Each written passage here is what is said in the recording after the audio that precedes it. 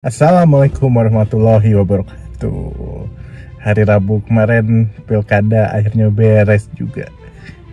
Pemenang-pemenangnya ada yang emang sudah kita perkirakan sebelumnya, ada yang mengejutkan, ada yang ya masih 50-50 tapi udah kelihatan mulai. Nah, jadi kemarin secara quick count hampir di semua daerah udah bisa diketahui siapa pemenangnya, siapa yang akan memimpin daerah tersebut. Kita mulai dari ujung timur. Setelah dulu kemarin gue mulai bikin video dari ujung barat, sekarang ujung timur. Dari Jawa Timur. Jawa Timur sesuai dengan perkiraan survei dan lain-lain, pasangan Hovifah Emil menang cukup jauh dari lawan-lawannya. Karena ya balik lagi, incumbent, dan mereka sudah mengumpulkan elektabilitas lama sekali, bertahun-tahun. Tidak cuma pasangan lain yang, apalagi PKB kan baru, Bu Risma pun kemarin jadi mensos sehingga tidak begitu turun ke Jawa Timur. Jadi ya popularitasnya baru di sekitar Surabaya dan sekitarnya. Otomatis Hovifah yang udah 5 tahun dan sebelumnya juga udah pernah jadi cagup, jadi ya udah punya popularitas lebih lah di Jawa Timur. Jadi selamat untuk Bu Hovifah dan Mas Emil Dardak. Semoga Jawa Timur lebih baik lagi. Tinggal tunggu hasil real count. Cuman ya dari quick countnya segitu sih udah bisa dipastikan lah ya. Sekarang untuk Jawa Tengah, ini menarik. Tadinya kita kira ini bakal jadi pertarungan yang sengit antara Ahmad Lutfi dan Andika. Ternyata quick count cukup jauh, lebih dari 10% margin dari Andika dan Lutfi. Itu nggak tahu di Jawa Tengah secara di lapangannya terjadi apakah di hari-hari terakhir pencoblosan. Apakah benar efek Jokowi yang benar-benar turun di Jawa Tengah, turun kampanye di Jawa Tengah itu efeknya sangat-sangat signifikan di Jawa Tengah. Kayak kita ketahui Solo juga kan yang sebelumnya kandang PDIP, akhirnya kalah PDIP. Pasangan yang didukung oleh Jokowi menang. Nah, mungkin buat rakyat Jawa Tengah, apa yang terjadi di detik-detik terakhir? Kenapa pertarungannya yang tadinya diperkirakan akan sengit, namun secara hasil cukup jauh? Kekecewaan pun kemarin terlihat di pasangan Andika Hendi ini. Ya, Megawati pun kemarin di pidatonya mengatakan bahwa ada pengerahan bla bla bla bla, kekuasaan bla bla bla bla. Ya, nggak tahu, cuman mungkin itu bisa saja terjadi. Tapi makanya gue mau tanya rakyat Jawa Tengah, apakah benar ada sesuatu yang tidak seharusnya terjadi di detik-detik akhir? Terus dengan angka segitu ya balik lagi, quick count margin of error 1%. Bisa dipastikan juga Jawa Tengah sudah memiliki gubernur baru, Ahmad Lutfi dan Gus Yassin. Nah, mungkin itu juga satu tuh. Kalaupun ini berjalan normal, tidak ada kecurangan, tidak ada yang seperti dituduhkan sebelumnya, efek dari wakil gubernurnya. Bagaimana Jawa Tengah yang Nahdien mungkin total 1% masuk ke Ahmad Lutfi. Oleh karena itu bisa memenangkan pertarungan cukup jauh. Karena di pasangan Andika dan Hendi ini tidak ada perwakilan kaum hijau. Bagaimana ini hanyalah dari PDIP gitu. Ya mungkin next time bisalah diatur lagi strateginya supaya bisa semua kaum terwakilkan. Kita lanjut ke sebelah Jawa Tengah, Jawa Barat. Aduh, ini dari awal aja survei udah 70%, 75%, 60%. Akhirnya kejadian di quick count kemarin, Deddy Mulyadi sama Erwan 61-62%. Lawannya paling tinggi 20%, Saiku Ilham. Yang lainnya dapat 9-10%, satu digit. Ya, ini apa ya? Bukti kalau kita mau jadi kandidat pemimpin suatu daerah itu ya nggak bisa instan kampanye 2 bulan 3 bulan.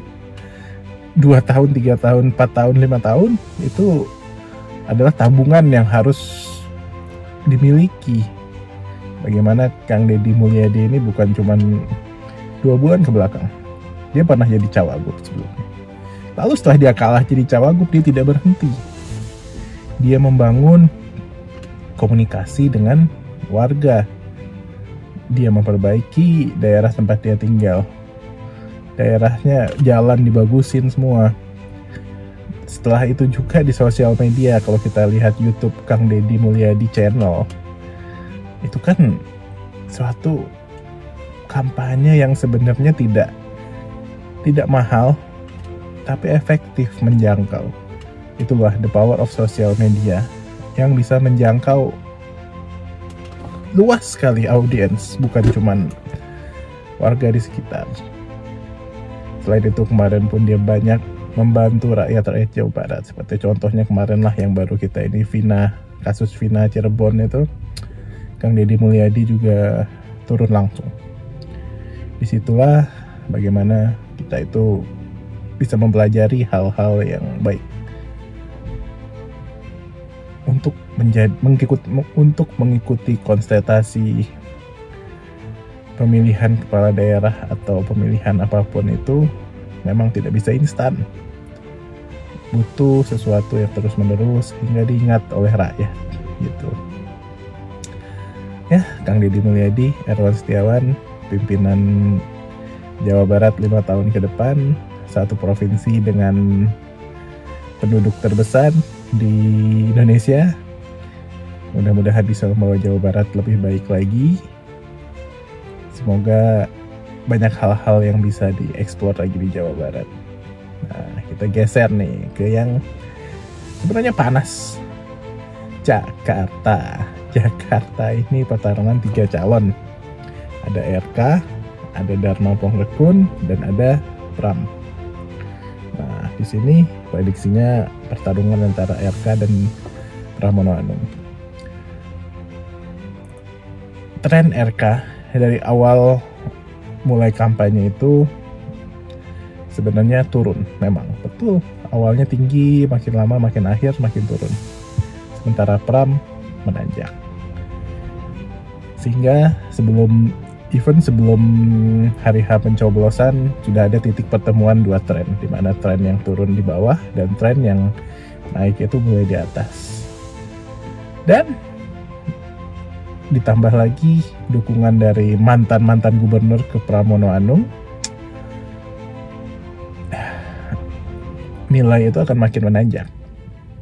Dan terlihat di pilkada kemarin, angka yang dikeluarkan quick count 49, atau 50, sehingga itu belum bisa disimpulkan.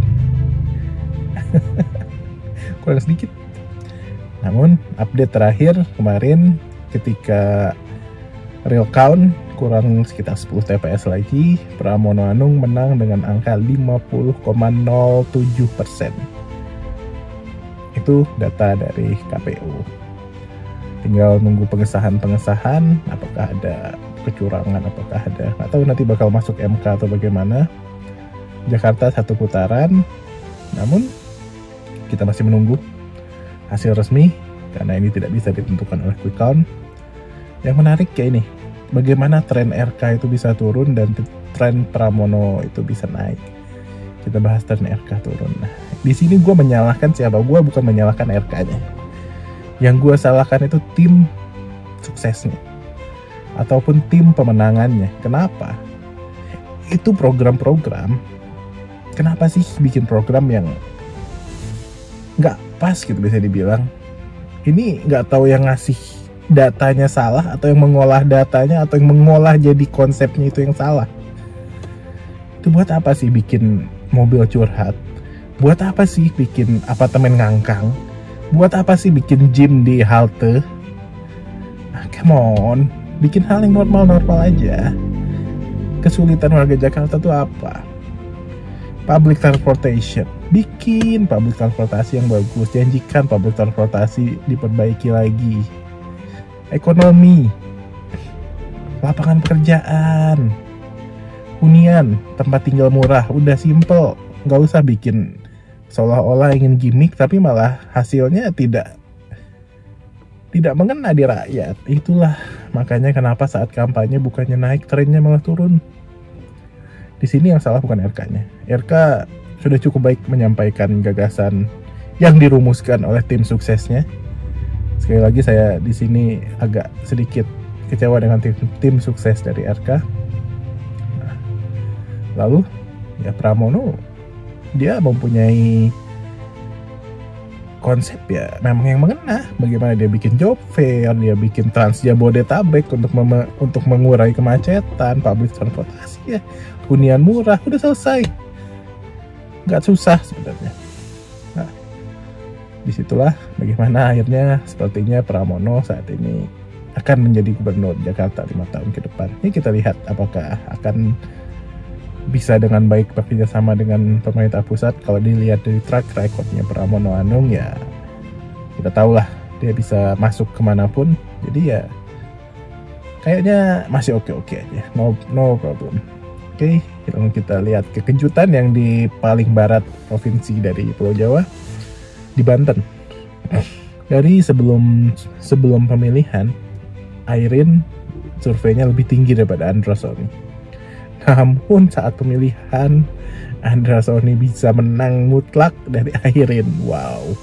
Lagi-lagi gue nggak tahu rakyat Banten bisa dibantu. Apakah ada hal-hal yang tidak seharusnya terjadi di hari-hari terakhir, atau ada sesuatu yang wow, ada gempa politik apa di hari terakhir, mungkin rakyat Banten yang tahu. Kalaupun tidak ada gempa-gempa politik tersebut, analisa gue ya simple, rakyat Banten udah muak dengan dinasti, udah capek dinasti yang memimpin begitu-begitu aja hasilnya. Gue pernah beberapa kali ke Banten, kecuali Tangerang dan Tangerang Selatan ya. Ini ya memang pembangunannya bisa dibilang minus untuk provinsi di Pulau Jawa. Ibu kotanya Serang itu seperti itu. Untuk provinsi di Pulau Jawa, Banten ya tidak bisa dibilang provinsi yang maju. Masih lebih tertinggal dibanding provinsi di pulau-pulau Jawa lainnya. Oleh karena itu mungkin rakyat Banten jengah dengan dinasti. Mereka ingin perubahan, mereka ingin sesuatu yang baru memimpin provinsi mereka. Oke. Segitu Pulau Jawa didominasi oleh Kim, satu dimenangkan oleh PDIP. Lalu di Sumatera juga, Sumatera Utara dimenangkan oleh Bobi. Ya, bisa dibilang kali ini dominasi Kim masih cukup kuat. PDIP hanya menang di beberapa daerah seperti Jakarta, Bali yang memang masih menjadi basis PDIP. Kita lihat bagaimana Kim bisa mengsinkronisasikan kebijakan di pusat dan di daerah. Semoga lebih baik lagi perkembangan daripada daerah-daerah ini. Ya, segitulah. Kalau ada yang ingin dibahas lagi boleh komen di bawah bagaimana perpetaan politik di Indonesia saat ini. Oke, thank you for watching. See you when I see you.